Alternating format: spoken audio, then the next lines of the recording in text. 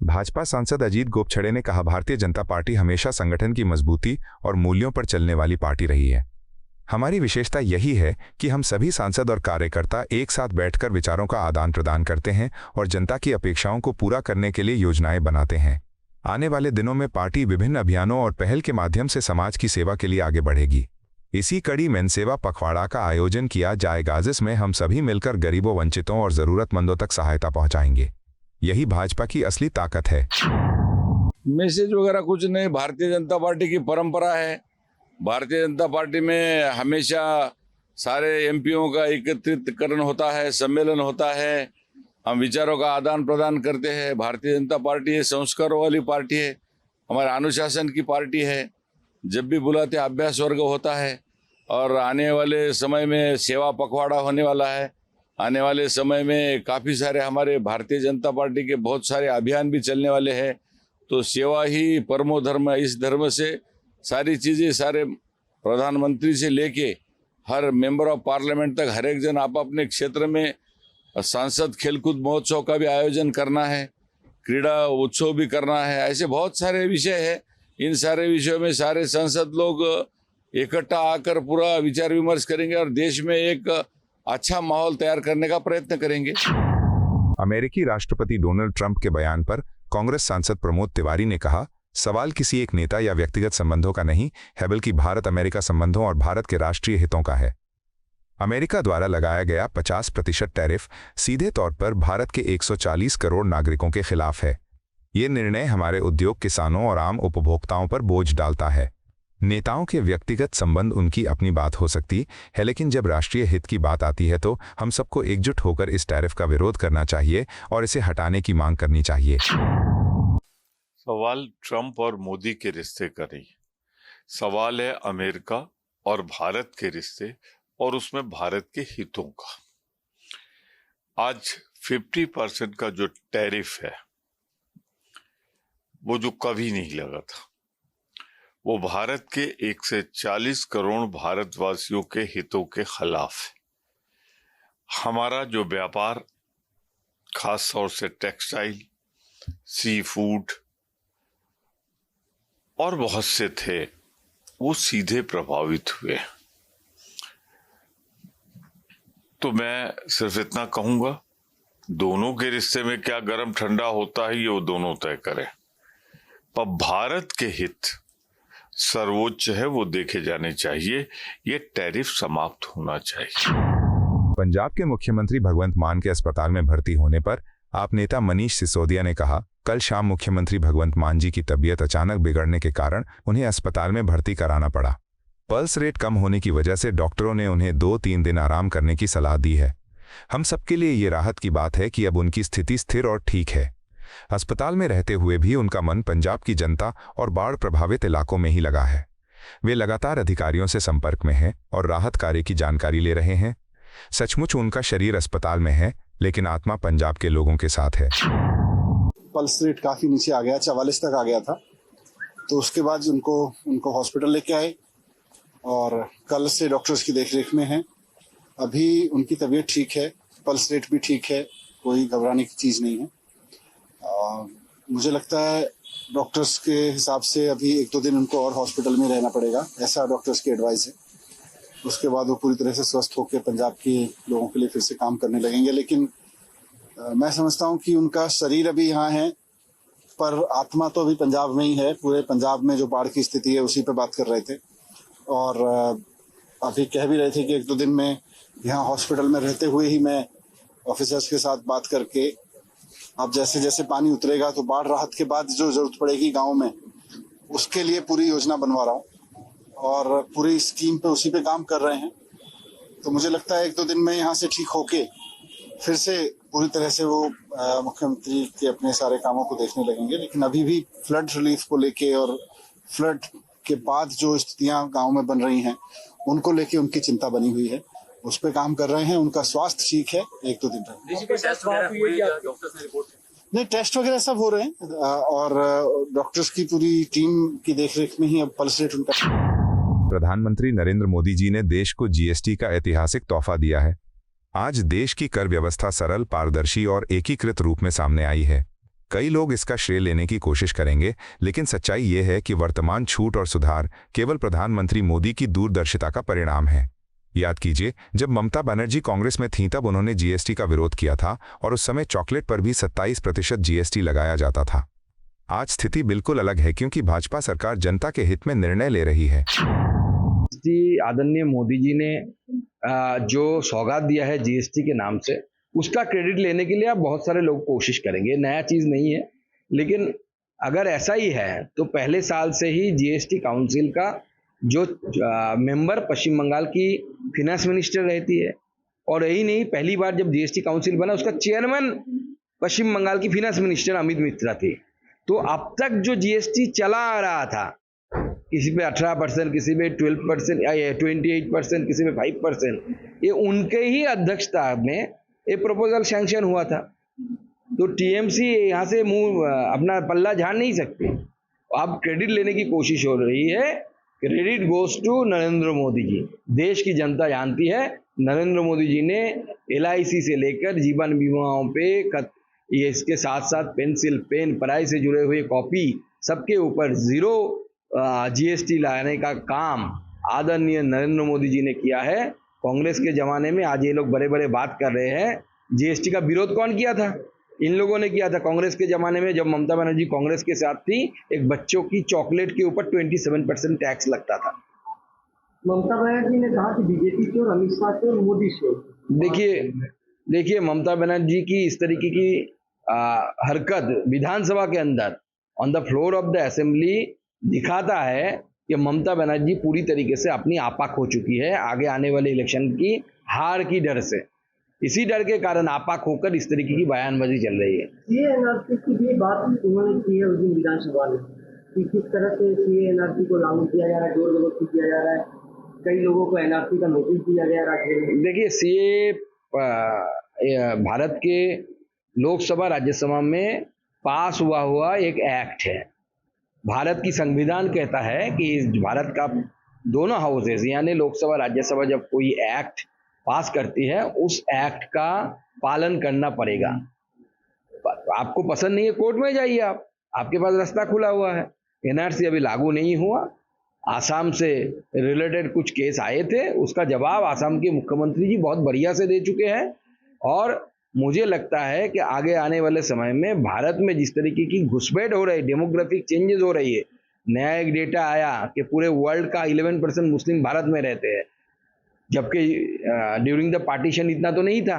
कहाँ से आया, क्या हुआ, इसकी तो अगर तहकीकात होती है, अगर भारत के बाहर के लोग आके घुस जाते हो तो सही नहीं है। भाजपा नेता दिलीप घोष ने कहा, ममता बनर्जी जब केंद्र सरकार में कैबिनेट मंत्री थी तब उन्होंने कुछ खास काम नहीं किया, जनता के लिए कोई ठोस पहल नहीं की, लेकिन आज स्वास्थ्य और जीवन बीमा पर 0% कर का श्रेय लेने की कोशिश कर रही हैं। ये कदम पूरी तरह से प्रधानमंत्री नरेंद्र मोदी जी की दूरदर्शी सोच और भाजपा सरकार की संवेदनशील नीतियों का परिणाम है।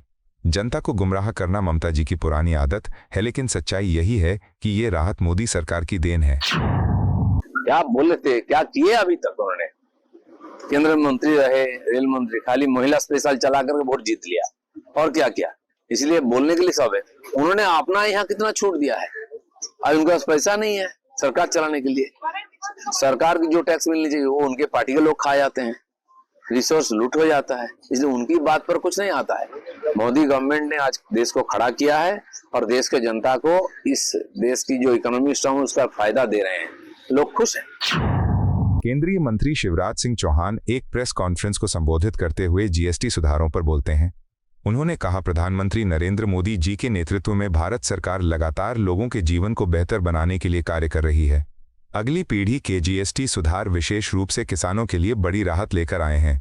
एक किसान और किसान मंत्री होने के नाते मैं प्रधानमंत्री जी का आभार प्रकट करता हूं। हमारा संकल्प है कि कृषि में उत्पादन लागत घटे और उत्पादन बढ़े ताकि किसानों का लाभ सुनिश्चित हो। जीएसटी सुधारों से कृषि उपकरण जैसे ट्रैक्टर, हार्वेस्टर और रोटामीटर सस्ते हो रहे हैं। ये बदलाव किसानों के लिए वास्तव में वरदान साबित होगा। जनता की जिंदगी बेहतर बने, इसके लिए प्रधानमंत्री श्रीमान नरेंद्र मोदी जी के नेतृत्व में एनडीए की सरकार लगातार प्रयत्न कर रही है। सरकार की कोशिश है, प्रधानमंत्री जी के प्रयत्न हैं, आम आदमी की जिंदगी में कठिनाइयां ना रही। लाल किले की प्राचीर से उन्होंने देश को यह कहा था कि जीएसटी में नेक्स्ट जनरेशन रिफॉर्म लाए जाएंगे और वो रिफॉर्म्स जनता को बड़ी राहत लेके आएंगे। एक किसान के नाते और कृषि मंत्री के नाते मैं प्रधानमंत्री श्रीमान नरेंद्र मोदी जी को धन्यवाद देता हूं, आभार प्रकट करता हूं। हमारा संकल्प है खेती में उत्पादन की लागत घटाना और उत्पादन बढ़ाना। उत्पादन बढ़ेगा और लागत घटेगी तो किसान का खेती में प्रॉफिट बढ़ेगा। और जीएसटी में जो सुधार किए गए हैं उनको अगर देखेंगे तो उनका बड़ा लाभ देश के किसानों को मिलने वाला है। और मैं तो ये कहूंगा कि कुछ कंपनियों ने शुरू कर दिया, कृषि उपकरण, चाहे वो ट्रैक्टर हो, हार्वेस्टर हो, रोटावेटर हो, अलग अलग तरह के, जिन पे मैं आऊंगा कि कितना फायदा किसान को मिलेगा। जो जीएसटी घटा के 5% की गई है वो किसान के लिए वरदान सिद्ध होगी। कांग्रेस सांसद दीपेंद्र सिंह हुड्डा ने कहा, हरियाणा में पिछले कुछ वर्षों में बाढ़ की समस्या और भी गंभीर होती जा रही है। इसके पीछे प्राकृतिक कारण तो है ही, लेकिन भाजपा सरकार की निष्क्रियता भी कम जिम्मेदार नहीं है।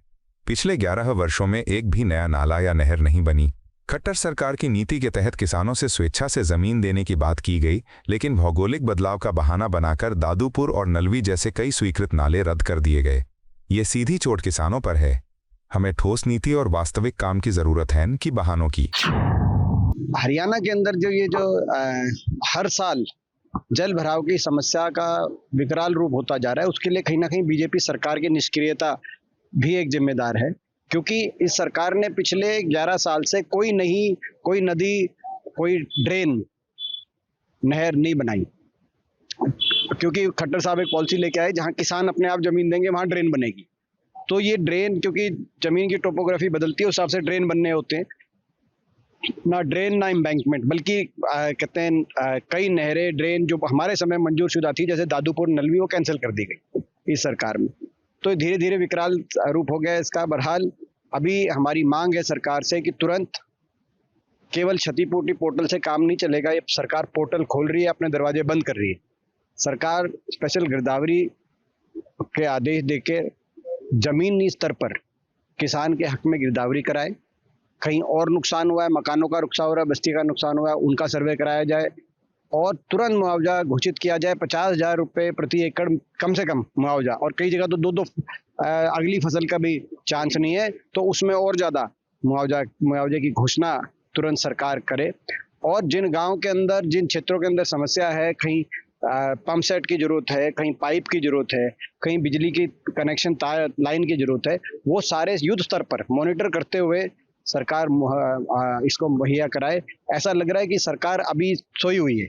अभी तक कोई बयान नहीं आया सरकार की तरफ से कि भाई कोई कमेटी बनी, कोई जो इसको मॉनिटर कर रही है परिस्थितियों को। कैसे हरियाणा के अंदर तो कई लोगों की जानें भी गई हैं, ऐसी भी स्थिति बनी है। तो ये आज हमारा कार्य। ईद मिलाद उन नबी के जुलूस के दौरान फिलिस्तीनी झंडा फहराए जाने पर कांग्रेस प्रवक्ता सुरेंद्र राजपूत ने कहा, ईद मिलाद उन नबी के जुलूस के दौरान कुछ युवाओं ने फिलिस्तीनी झंडा फहराया। इस पर अनावश्यक विवाद खड़ा किया जा रहा है। मैं स्पष्ट कहना चाहता हूं कि फिलिस्तीनी झंडा लहराना देशद्रोह नहीं है। अगर कुछ युवा फिलिस्तीन के समर्थन में खड़े होते हैं तो इसमें गलत क्या है? भारत हमेशा से मानवता और न्याय के पक्ष में खड़ा रहा है। पूरी दुनिया जानती है कि फिलिस्तीन के साथ अन्याय हो रहा है और पूरा देश फिलिस्तीन के समर्थन में खड़ा है। हमें इसे नकारात्मक राजनीति का विषय बनाने के बजाय शांति और न्याय की आवाज बुलंद करनी चाहिए। फिलिस्तीनी झंडा लहराने में कौन सी कोई देशद्रोह का काम है क्या? अगर आप फिलिस्तीनी लोगों के समर्थन में खड़े हुए हैं और कुछ उत्साही युवक फिलिस्तीनी लोगों के समर्थन, पूरी फिलिस्तीन के समर्थन में तो पूरा देश है, नरेंद्र मोदी जी फिलिस्तीन के समर्थन में है। अगर आप झंडे की बात करके विवाद उत्पन्न करना चाहते हैं तो नरेंद्र मोदी जी, भारतीय जनता पार्टी की सरकार, पूरा देश, कांग्रेस पार्टी, सारे के सारे दल फिलिस्तीन के समर्थन में खड़े हैं। फिलिस्तीन का समर्थन करना कोई गुनाह नहीं है, आतंकी इजराइल का समर्थन करना गुनाह है। उत्तराखंड के मुख्यमंत्री पुष्कर सिंह धामी ने देहरादून में नियुक्ति पत्र वितरण समारोह और जनजातीय कल्याण परियोजनाओं के उद्घाटन समारोह में उपस्थित लोगों को संबोधित किया। उन्होंने कहा, देहरादून की इस पावन धरती पर आप सभी के बीच उपस्थित होकर मुझे अत्यंत प्रसन्नता हो रही है। आज का दिन खास है क्योंकि नियुक्ति पत्र वितरण और जनजातीय कल्याण परियोजनाओं के उद्घाटन से उत्तराखंड के विकास का नया अध्याय जुड़ रहा है। हमारी सरकार का संकल्प है कि युवाओं को उनकी मेहनत और प्रतिभा के अनुसार अवसर मिले। नियुक्ति पत्र पाने वाले युवाओं से मेरा आग्रह है कि वे राज्य और देश का गौरव बढ़ाएं। जनजातीय समाज हमारी सांस्कृतिक धरोहर है और नई योजनाएं शिक्षा, स्वास्थ्य व रोजगार को सशक्त बनाकर उन्हें मुख्य धारा से जोड़ेंगी। भाइयों बहनों, भगवान बिरसा मुंडा ने जल, जंगल और जमीन के अधिकारों के साथ साथ सामाजिक कुरीतियों और धर्मांतरण जैसी गंभीर समस्या के खिलाफ आंदोलन करके समाज को जागरूक करने का काम किया था और आज उन्हीं से प्रेरणा लेकर हमारी सरकार भी उत्तराखंड के सांस्कृतिक मूल्यों और डेमोग्राफी को संरक्षित रखने के लिए संकल्पबद्ध होकर काम कर रही है। इसके लिए हमने प्रदेश में सख्त जहां धर्मांतरण विरोधी कानून लागू करने के साथ ही लैंड जिहाद, लब जिहाद, थूक जिहाद जैसी घृणित मानसिकताओं के खिलाफ कड़ी कार्रवाई सुनिश्चित की है। आपने देखा होगा पहले के समय में लैंड माफिया लैंड जिहाद करके प्रदेश में बिना किसी डर के कहीं हरी चादर, कहीं नीली चादर, कहीं पीली चादर डालकर सरकारी जमीनों पर लगातार कब्जा कर रहे थे, लगातार अतिक्रमण कर रहे थे। भाइयों बहनों, हमने इस अतिक्रमण के खिलाफ अभियान चलाकर अभी तक 9000 एकड़ से ज्यादा जमीन इस लैंड माफिया से मुक्त कराने का काम हमने किया है। यही नहीं, हमने राज्य में 550 के करीब अवैध मजारों को भी ध्वस्त किया है। वहीं वन भूमि पर अतिक्रमण करके बनाई गई 2 अवैध मस्जिदों को भी हमने हटाया है।